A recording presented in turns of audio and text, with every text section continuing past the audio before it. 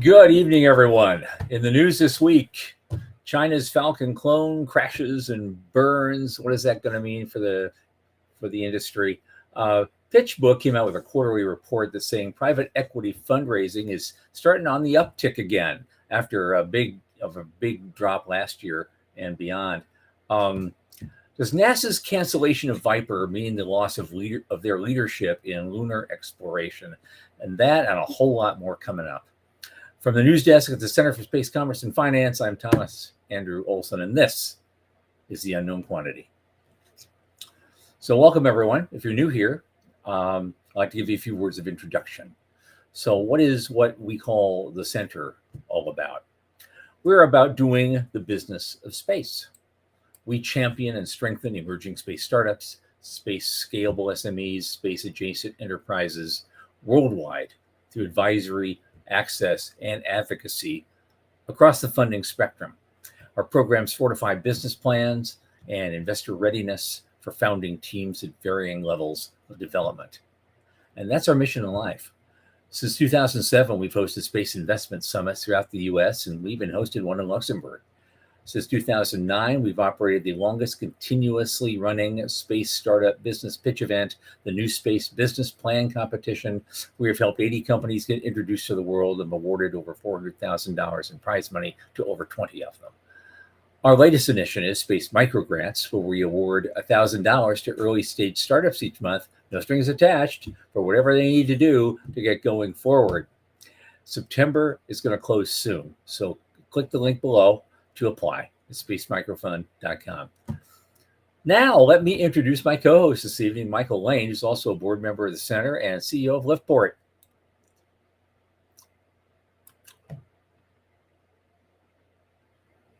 Come on in, Michael. We were just talking like a minute ago. Okay. Oh, all right. Well, there's a lot of interesting things going on this week. I guess Michael's having a PC problem all of a sudden, so he'll be with us in a minute. I don't know if I'll be able to show you the video on this, but China has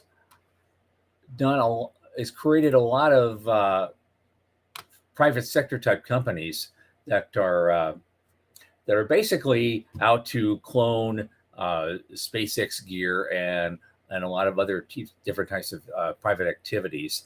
There are several aerospace private startups, including LinkSpace, iSpace, Galactic Energy, Space Pioneer, and one in particular is called Deep Blue Aerospace. Now, they wanted to literally emulate the success of SpaceX's Falcon series, and that they had with vertical takeoff and landing of rockets. And so they're mimicking the groundbreaking experiments that SpaceX once performed with its Grasshopper test vehicle more than a decade ago. So that's kind of where they are.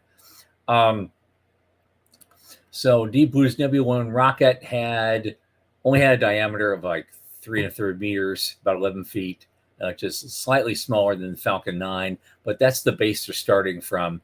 And they did do a quick launch test, and they're trying to bring it back down, and they almost made it.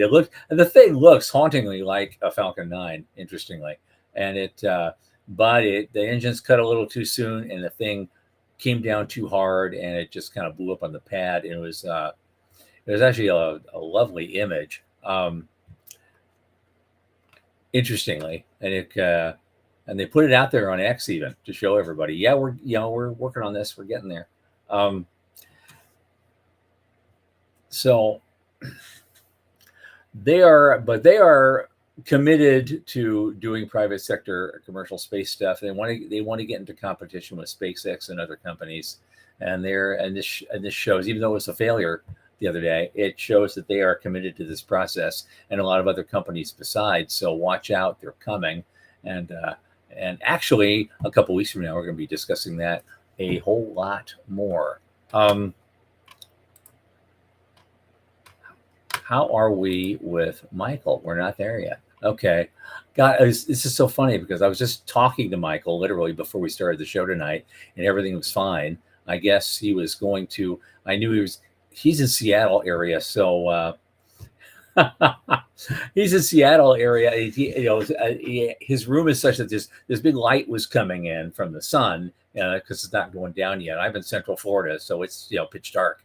Um, but it looked like that light was going to like shine right in his face, and he went up to change the drapery or do something to cut some of that sun out of there. And that was the last we saw of him. So I guess something happened between now and then. And apparently, our producer Leah is just telling me that he's rebooting, so he'll be with us shortly. Some other interesting thing that happened in the news this week. There's a bunch of stuff. I know Michael wants to talk about stuff. There was an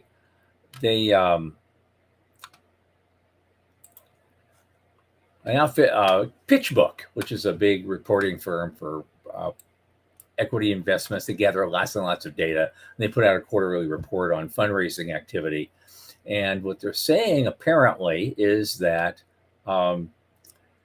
private equity investing, fundraising is starting to tick up a little bit because it's been pretty bad. In the last year, it dropped significantly, and then it's starting to pick up again. They said in the first quarter it's like 300 billion is coming in, and so that looks really good for some major growth this year. Perhaps we'll see if the space industry can get something out of that as well.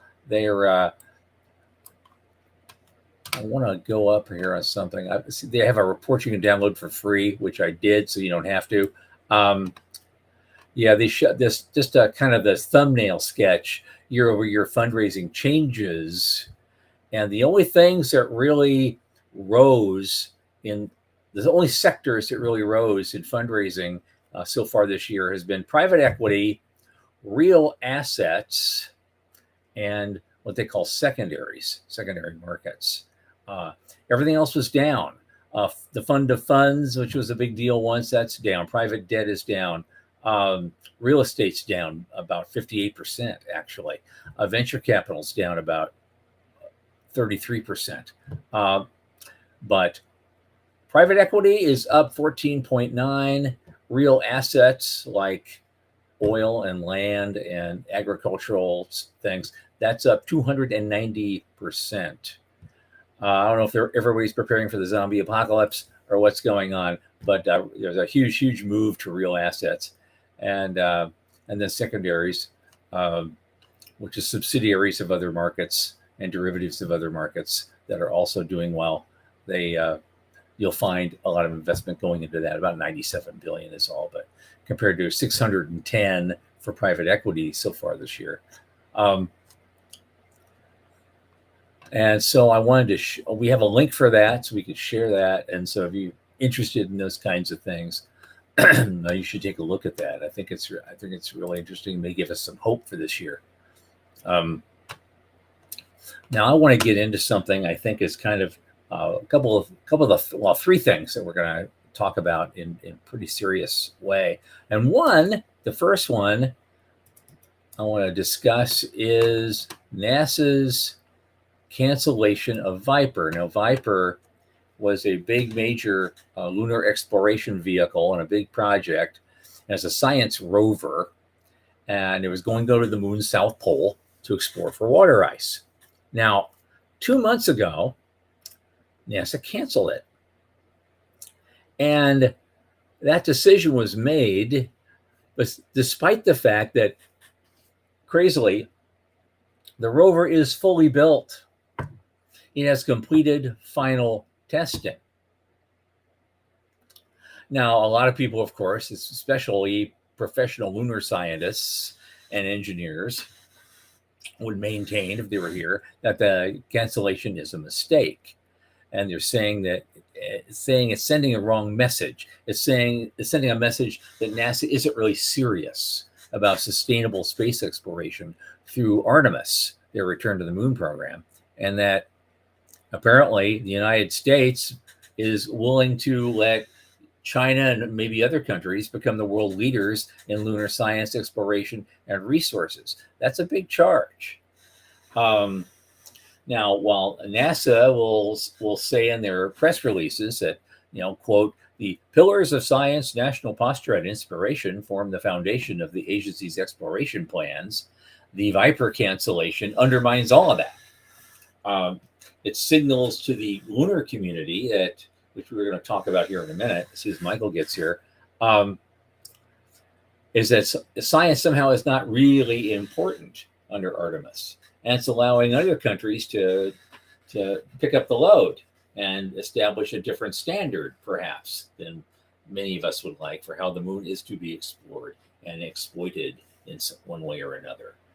And of course, we're not going to get any real-time video of the first ever lunar rover in operation on the moon that could have inspired countless students and everybody else. So now, of course, as you might guess, China, who we'll be talking about a lot here in the next couple of weeks, is able and willing to fill that void. The Chang'e 7 and 8 missions, I think I pronounced that right.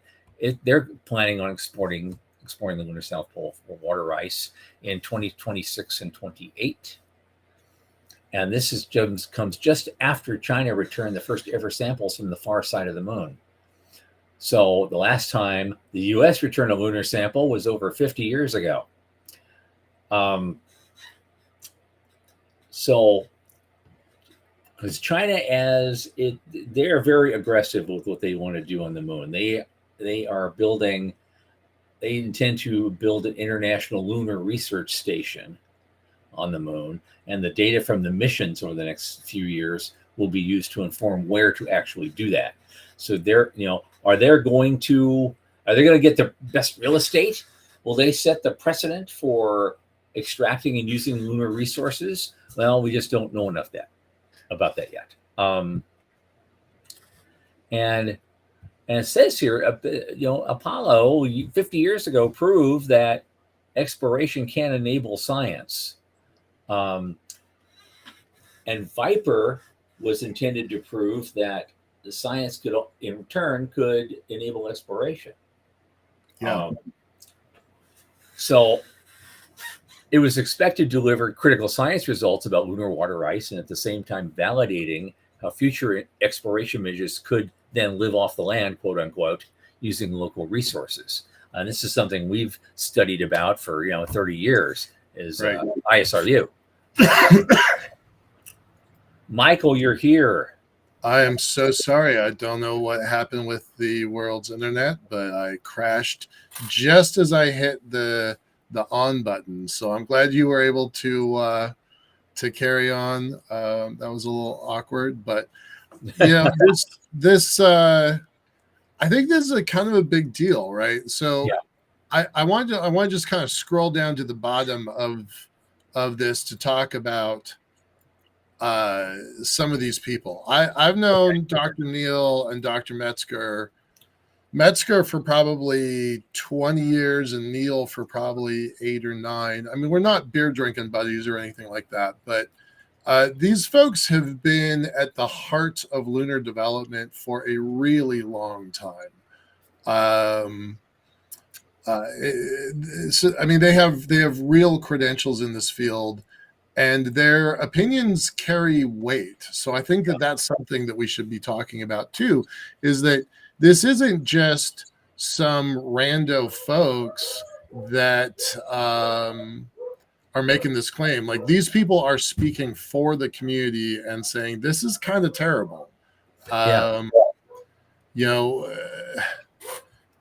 Okay, fine. There's some budget questions. There's some budget problems. Okay, cool. But China's mission on the moon has been going uninterrupted, steady for 5 years now. I was giving a presentation to Air Force Space Command, the chief scientist of Air Force Space Command, 3 days after this mission landed in I think it was this is January 2019, I think. January 20, something like something that. like that. Yeah. They have been operating for a really long time, and they have done stuff that that the United States can't currently do. And we're going to talk about this more with our guest next month, Dr. Autry. But this is a really interesting situation here, and so for these are great people. I mean, I have known a Phil Mesker for a long time. I don't know Daniel Britt, but they're both at University of Central Florida. Greg Autry just joined them at University of Central Florida. This is becoming a hub of something, and I'm honestly I'm trying to crack into and get some good out of it for the whole community. So that's kind of the reasoning behind that. But yeah, this is like ridiculous, and I don't know if it's a budget problem. I don't know what they're having. I mean, I'm always keen to sit here on my high horse and blame Artemis for a lot of this, because it's been a serious money and time suck for over a decade now to get this thing off where they've gotten one launched so far. If they're lucky, they'll maybe launch two more with people in it. I don't know where they go after that. They're putting up a lot of money, and so you lose Viper because of that. I mean, this has happened before. They spend a lot of money on launch. They spend a lot of money on these big projects, and then the really good stuff, when it involves true exploration and real science, it falls by the wayside. And the Artemis program and the Artemis Accords has nearly 50 signatories, 44, 47, something like that. It's so many I've literally lost count. For a while, I was like, woohoo, 6, 7, 8, 9. And now we're into the 40s. It's like, okay, it's a lot, right? I've stopped counting. But the Chinese-focused Lunar Research Station, that's got 9 partners, 8, 9 partners, something like that. I don't think they've crossed into double digits. I don't think they're at 10 yet, but 7, 8, 9 partners, and Russia being one of them. They're definitely willing to, as this article says, willing and able to fill the voids. So I think it's going to be interesting to see how this plays out. My hope is that Viper gets rescheduled and put back on another rocket, because I think you're right. I think the budget that's been allocated to the Space Launch System, SLS, or as our friend Tomlinson calls it, the Senate Launch System. He has more colorful phrases, but I'm going to use that one.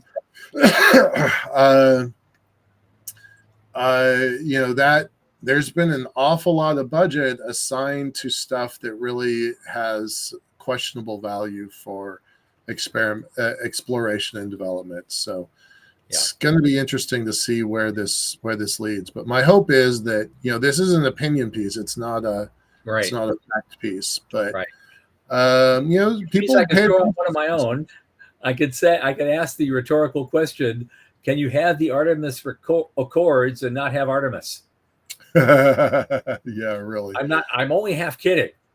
Yeah, because we've been, as you know, for 40 years almost, we've been saying that NASA should buy the ride, and now that there is a ride to buy for a lot less money on average, and why are they still doing this stuff themselves and spending all that money when they could just buy the ride and get a lot more bang for their buck?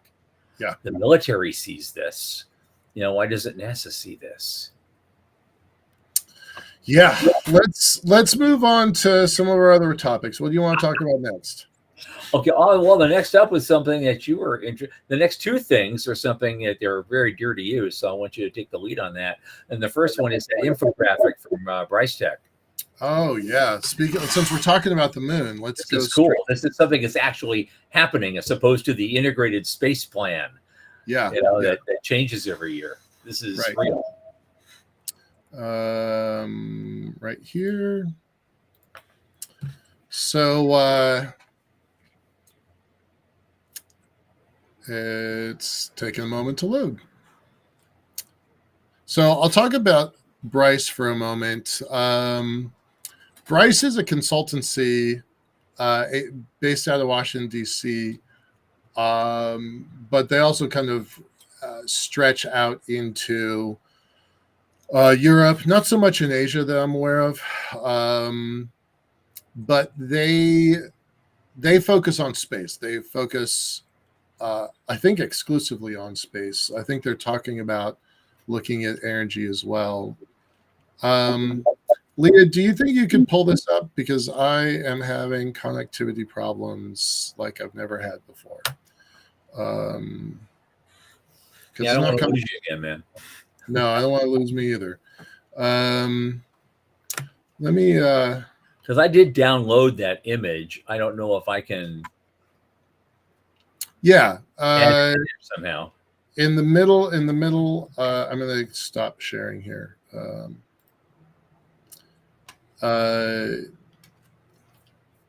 Well, let's just talk about it. We don't need to go there. I'm gonna kill this and see if I can. Well, I can pop it up on my screen, and I can't see you or even see me, but I can surely see this thing, and I can stare at my own camera. And I got this. All right, it's happening now. Yeah. Okay.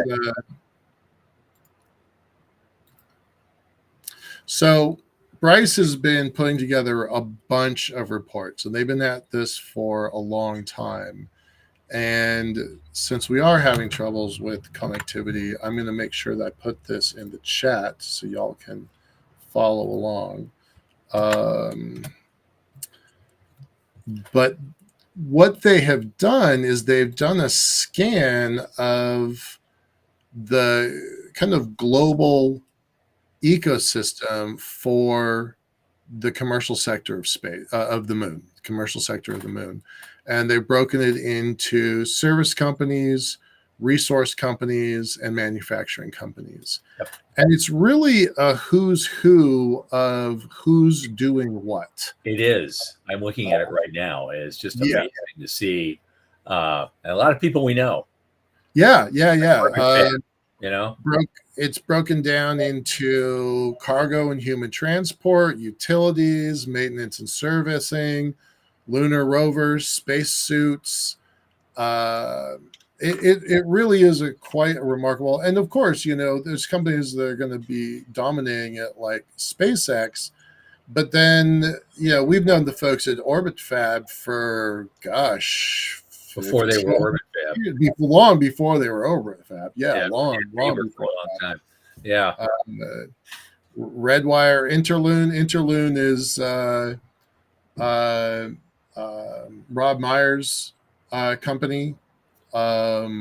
He used to be the guy who led Blue Origin. He's created his own space resource company. Moon Express is on there, and you can grab this image for yourself. There it is. Okay.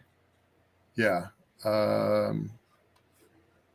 Yeah, I don't know why my internet's not working super well today. I don't usually have this problem, but it's remarkable. It's got folks we're going to talk about later tonight. Axiom on there talking about spacesuits.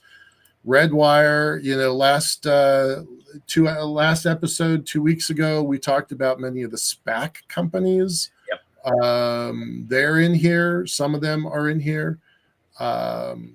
It's quite a remarkable graphic. I now have turned it into my my screen background, so it's the first thing I see because I kind of want to know who these folks are. And there's something else that was a little bit interesting about it, which is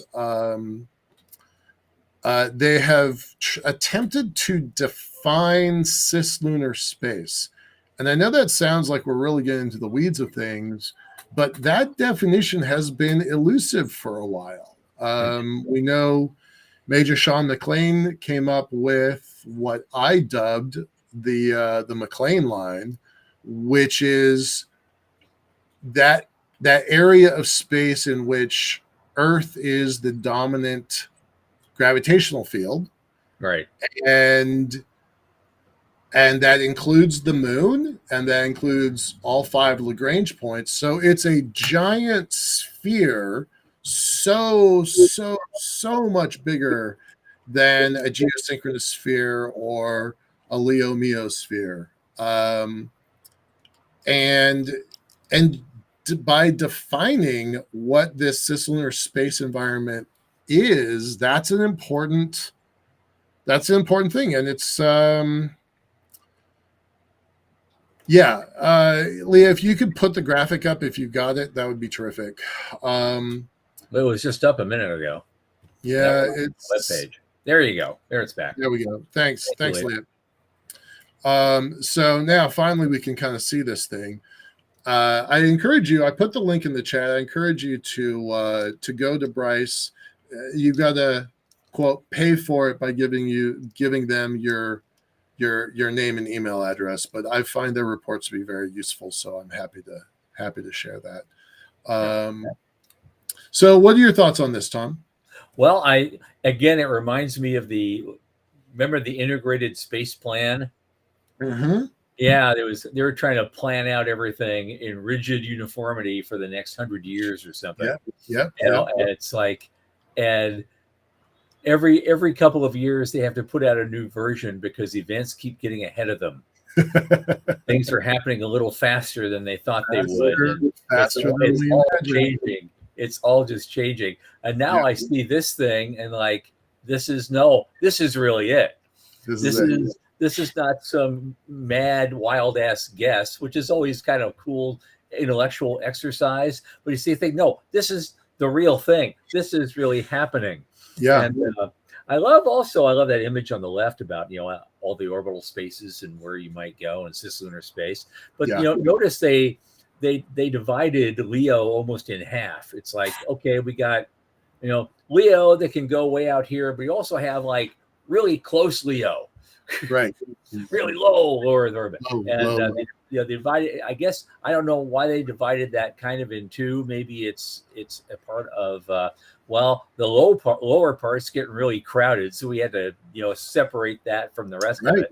Yeah. So, yeah, that bottom, low, very low Earth orbit. That's kind of a new, almost a new frontier in space. Right. Well, of course, I joke about that with Ave Alto. We're going to be doing high altitude platforms. That's really, really low Earth orbit. Right.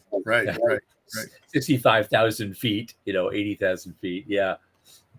But we use satellite parts and you're geostationary. So that's something. But let's use that. Let's use that graphic as a segue over to Axiom. What are your thoughts about the news out of Axiom this week?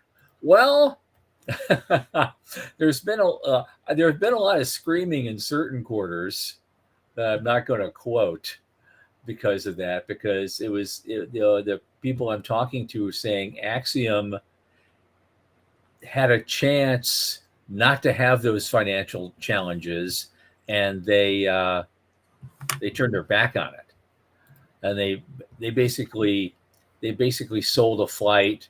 Actually, they sold it. They sold a flight to the Arab world, Saudi Arabia, because Saudi really wants to be a player and come in.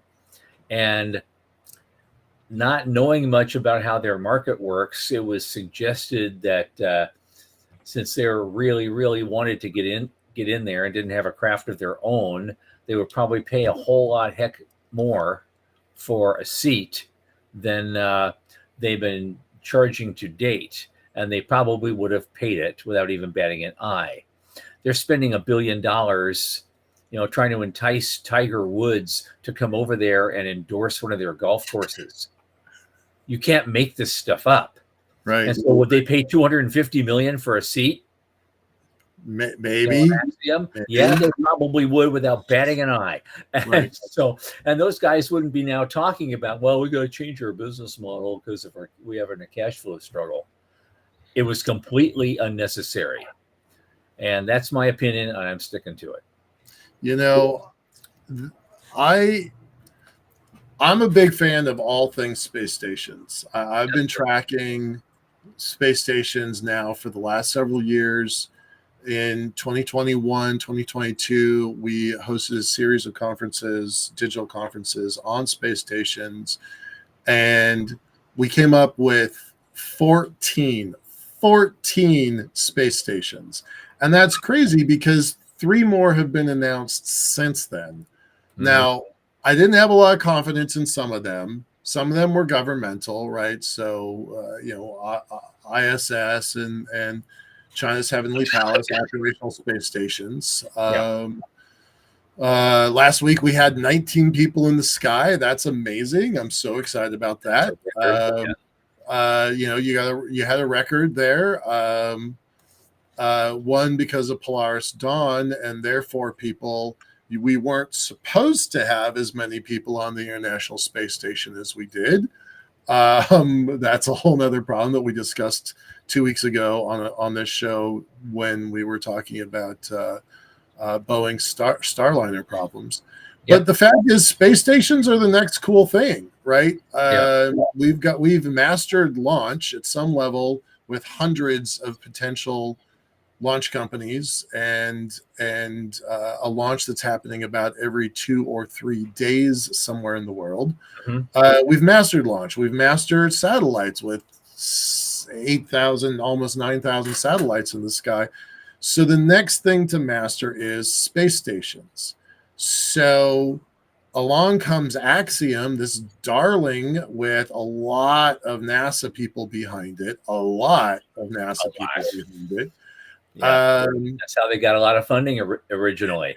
If you've got 2 former NASA administrators on your board, that's a pretty good sign you know what the heck you're talking about, right? So here's a team that has literally banked hundreds of millions of dollars. Last thing I was tracking was $400 million in invested capital and contracts, NASA contracts for space stations, and then they branched out to build spacesuits because I think it was ILC Dover. I'm not sure of that. Don't quote me on that. I think it was ILC Dover or Sunstrand who had one of the big NASA contracts for spacesuits, basically dropped out of the business.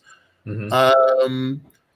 So it left these guys, and just a few minutes ago we were talking about how Artemis, Artemis is threatened because of the Space Launch System, but it's also threatened by not having spacesuits. So here's one of the big players in spacesuits. Their spacesuit side of their business is doing kind of okay. I thought it was going fine up until I read this. And then all of a sudden, their space station side of their business is eating their spacesuit side of their business. But when you have 800 people on payroll, 800 people on payroll, you're going to go through cash pretty fast. So I was pretty surprised by this. Honestly, this one completely caught me off guard. And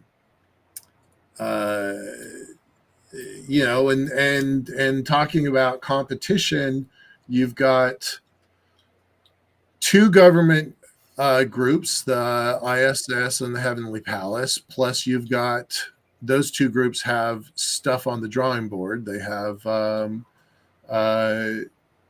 China has a second space station on the drawing board, not in development, and NASA has Gateway in development. So that's 4. And then there are some space station companies that I'm not going to name that have less than $5 million in a checking account. And honestly, you can't even get good blueprints for that little capital. So I don't give them a lot of credit. I'm fingers crossed. I hope they succeed. But there's about 5 or 6 of those at that level. And then, as this article is pointing out, Blue Origin has their orbital reef. Voyager, we've known the people at Voyager since, gosh, at least 20 years. Jeff Mamber and his team at Right. Nanarax. Vast is a new player. They didn't mention Max Space and also Gravitics. Those are two other new players. So yeah, there's, call it a dozen space stations in development of one kind or another, and the big ones have hundreds of millions of dollars in their checking account. Yeah. So, but hundreds of of dollars, if you have 800 employees, that doesn't last long. So I was really surprised by that. That's a lot. That's a lot. You need hundreds of billions of dollars to support that. Yeah. Yeah. So again, it seems to me when you're in the business of selling seats and the seats are limited, and you're making deals right and left, and you've got people that have boatloads of cash and want to get some seats, you charge what the traffic will bear. Just just do that, because they'd have an extra $1 billion in the bank now if they did that, and they charge 58 mil a seat instead, and they got their flight done, but now they're hurting, and it's nuts. It's just nuts. That's nuts. Yeah, it's nuts. I hope for the best for these folks. Given who's on their team, you kind of assumed that they were going to succeed. Exactly. At least I did. I took it kind of for granted that they were going to be okay. I think there was somebody said, I think they had some like Italian designer, maybe it was Prada, that was doing the design of the interior. Maybe it was some of the folks from the iPhone. They had some like name brand designer group for their interior. I mean, they definitely were spending some money on this stuff. Yeah, I'm still waiting for the food packs from Martha Stewart. It's right. I'm still waiting on that. We've been talking about that for 25 years, and she hasn't put in an entry yet. That would be awesome. We should ask for that. If only I knew somebody who used to work for her. Maybe we could get that. Oh yeah, I did some consulting for them long time ago. I may still know somebody who works there. I don't know. I'll have to check in on that. But I think moving on, the next thing you found something interesting just before the show that you wanted to talk about. Oh yeah, a defense contract of some kind. Yeah. So this is that was going to change the game possibly in point-to-point space delivery. Yeah. So this article came out last week, and honestly, I thought this was going to be giant news, and it really wasn't. First of all, before we get into the details of it, I want to point out a couple of things. So Sandra Irwin is probably the best defense space reporter in the business right now. She's been doing this for a long time. She came from a defense background and has really, really dug into the space side of it in the last few years. She was a guest on one of our prior shows for the Foundation for the Future and their series of shows. Yeah. And I really became very impressed by her because she knows a lot of the people and a lot of the players. So I just kind of assumed that when she wrote this article, it was going to be blasted everywhere. And I think people didn't really understand the significance of this thing. So that's why I wanted to bring it to your attention, Tom, because I'm gonna skip to the, and once again, internet problems. What is going on in my world today? I can't actually get to the full article because I can't scroll down. There we go. This piece right here. Okay. Autonomous. Yeah. Autonomous reentry vehicles that can be called to Earth on demand will transform logistics and rapid access, even to the most remote parts of the globe. Yeah, I can see why the military would be interested in this. Okay, as I've said lots of times before, I'm a former U.S. Marine, and when I was a kid, I loved the story by Heinlein, Starship Troopers. Uh-huh. So imagine a world where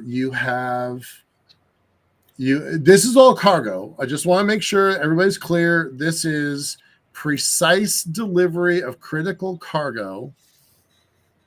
That's what they're talking about. They're talking about point-to-point delivery of cargo from anywhere in the world to anywhere in the world. Mm-hmm. This is going to be a situation where, if you can imagine, Spaceport America standing by with Tom, you're about to have a hurricane down there in Florida. So now what if we need medical supplies? What if we need blood? What if we need more sandbags? I don't know. I go to Daytona Beach, I guess. I don't know. Yeah. I don't think you're going to land a rocket under hurricane conditions just yet. But once the hurricane ends, point-to-point medical supplies would be a pretty big deal. Yeah. But going back to the jarhead in me, the U.S. Marine in me, I don't think Russia invades Ukraine if you've got 5,000 combat-ready Marines standing by to go to any hotspot in the world as needed. I think the world changes if you have point-to-point delivery of precious cargo. I think that's a huge element. And I was really surprised that this thing got missed. Now, that's the point-to-point topic, right? There's more to this story, but you want to talk about point-to-point for a second, or you want to move on to the other stuff? I do. This is your story. Okay. So I've always been a believer that point-to-point was the magic elixir, the key to the future. In the same way that the early aircraft and jet engines changed the world in the 40s, then the 50s, then the 60s, then the 70s, then the 80s, it shrank the world.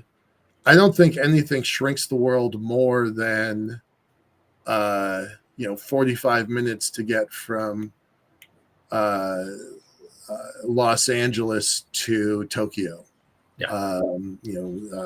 Seattle to London. I don't think anything changes the world faster than point-to-point suborbital transportation, and that means people after cargo, right? So cargo is the first piece. So that's one thing. The second thing about this is the people involved here, inversion space and outpost space. I know the outpost people pretty well. Failed internet, unbelievable. Well, I'm not showing that. I know the folks at Outpost reasonably well. I've been. They're the folks that built Made in Space, which led to Redwire's acquisition. And Redwire is one of the companies that we talked about last episode when we were talking about SPACs. Yeah. So all of this is very full circle. The Made in Space people, the Redwire people, have put real hardware into the sky for a long time, and they are good at it. Jason Dunn at Outpost, he started this whole thing as a school project at Singularity University, I think about 2008, maybe. Mhm. as a school project at Singularity University, Singularity U, and then took it to the pros, the venture group, to get Made in Space funded, and then they went up the SPAC tree to get Redwire, and now he's cashed out from that and is saying, okay, what's the next problem in space? So he solved the how do you create something in space, and now what he's trying to figure out is how do we get something that is made on orbit down to the ground, right? Varda is trying to do that. Inversion's trying to do that. Varda's trying to do pharmaceuticals. Redwire was Made in Space was working on fiber optic cables.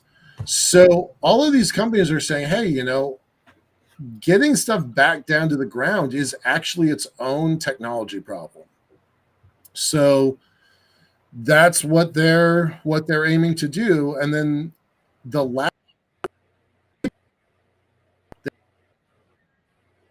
experience, they know the industry. And then this last piece, this strategic funding initiative, StratFi, that's a relatively new program that was developed really at the in the early days of the pandemic.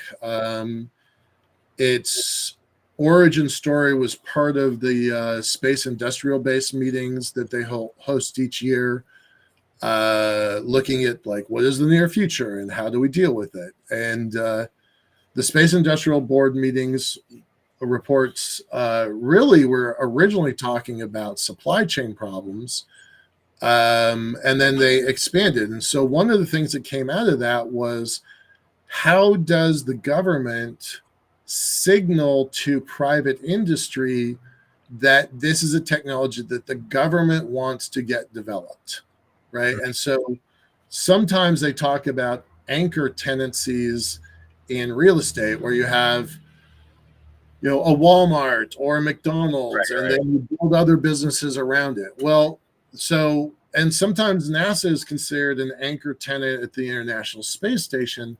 But the phrase that came out of these industrial space-based meetings was a lighthouse customer, meaning these are safe passages. These are areas where there's been a course charted, and that this is a path we want to take. So it's Uncle Sam as a lighthouse customer. Okay. And so StratFi came out of that thinking. And so these companies, Inversion and Outpost, they earned a couple $1 million, $15 million for the both of them, from SBIRs, Small Business Innovation Research grants. But then the government comes in and matches them 4-1. So if they go find private capital, they can get government capital matching them 4-1. Tell me, Tom, is there an investor that you know of that will not take a 4-1 bump on their money? Yeah. Right. They'll all absolutely. They'll all do that. Always, right? Yeah, and so the companies have to find $15 million, and then they get matched 300% of that. Yeah, $45 million total, $60 million. Yep, that's what they did. Yeah, they took 50. It was that 15. The original 15 came from SBIR. Yeah. So it's a remarkable system. It really is, and just to kind of watch this happen very, very quickly, right? From the ideation stage, Jason getting cashed out of what is now Redwire, but what was then Made in Space. And I don't think Jason's been at Made in Space for quite a while. I don't think he's been there for quite a while, long before they got bought up.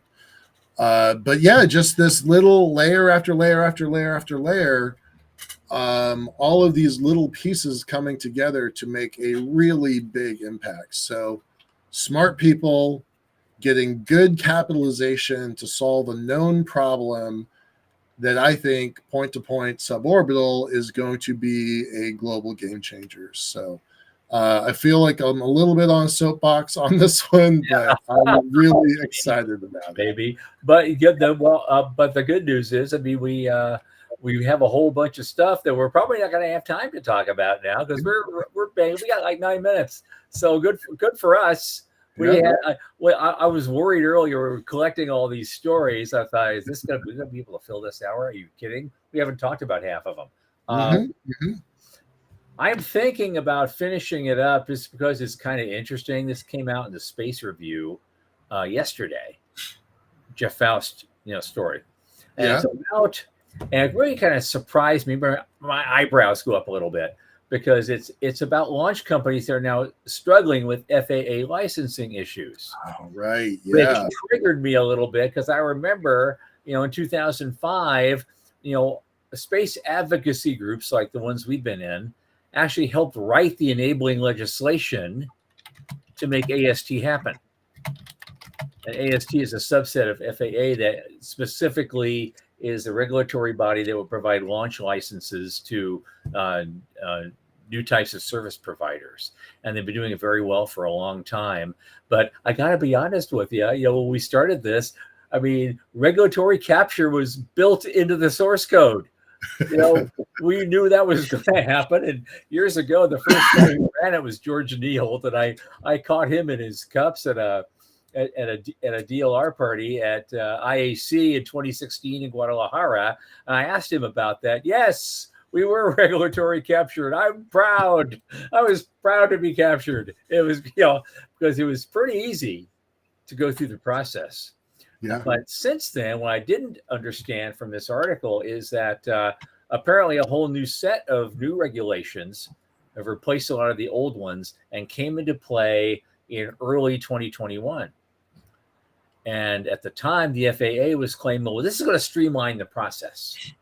It's going to be more streamlined than ever before, and you're going to get your permits even faster. Mm-hmm. And exactly the opposite has happened. Right. And everybody's complaining about it. And of course, the biggest complainer, who? SpaceX. Yeah, that's right. That's right. And I think a lot of this story came up because SpaceX itself was at the crux of a lot of interesting discussions with them because where is it? Oh, here we go. Yeah, because they're waiting right now. For example, the new Flight 5 of Starship is all stacked and ready to go. Mm-hmm. Right? Are pending regulatory approval. They've been kind of, somebody's been stalling. They're claiming that the FAA is stalling on this. They were supposed to complete the licensing determination a week ago, and then all of a sudden they recently pushed it back to November 22nd and then November 26th. And they said the delays were linked to the work needed to modify the license, which apparently has changed for each Starship flight. So, yeah. So the company is pushing for mission by mission approvals, and that's the pace problem. But then there were other things that happened like over a year ago that they want to now fine SpaceX for essentially minor violations of a couple of a Falcon 9, a Falcon Heavy launch, right, through the in two missions in the middle of last year. Now they want to fine them for that. They're saying these things should never have been escalated that much because they were just minor things, and it could have been handled with shuffling some more paper around. And so now Elon is calling it lawfare, and he plans on suing them. Yep. Yeah, it's. I don't love his tactics, but in this case, I do have a certain amount of sympathy. That this stuff is hard, and it's if you want to launch, on time, right? You've got now customers that expect a certain result. Right. You've got to get permissions. And so I'm going to just post this for just a moment.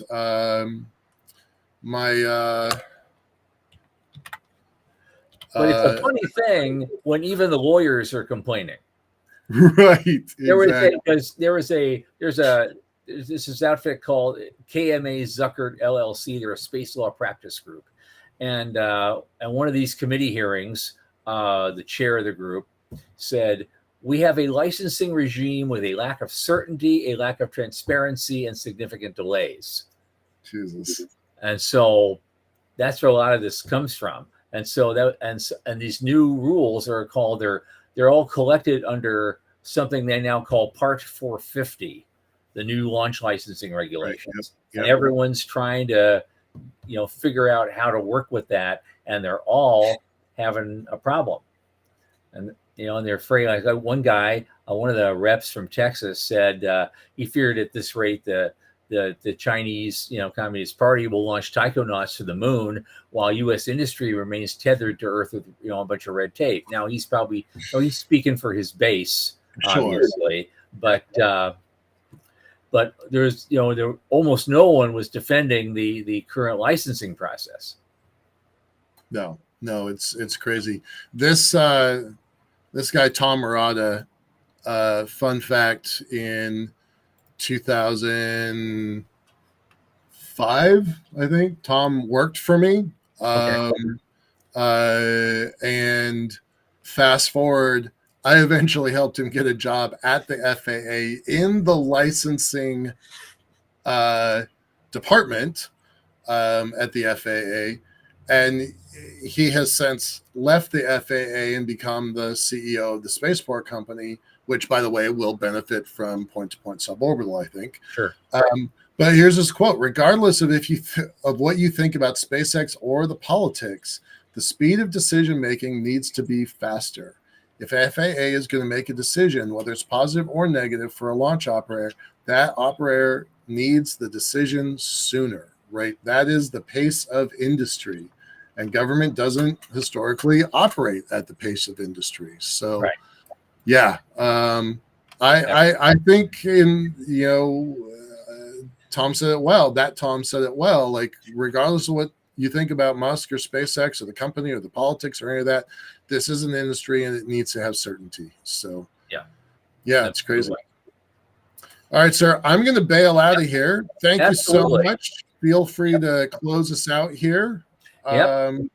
Thanks for covering me for some of those glitches. I appreciate that. I'm out. I'll see you. Okay, man. We'll see you. We'll see you next time. All right. Close us out. Okay. Well, ladies and gentlemen, this is the news we found interesting this September 24th. Come back to us in 2 weeks on October 8th, where we will be discussing the new book by Greg Autry and Peter Navarro called Red Moon Rising. We are in a new space race. It's not your grandfather's space race. There's a lot more at stake for the future of humanity. And Greg Autry is going to be here to explain exactly why. See you next time. From the news desk at the Center for Space Commerce and Finance, I'm Thomas Andrew Olson. Keep watching the sky.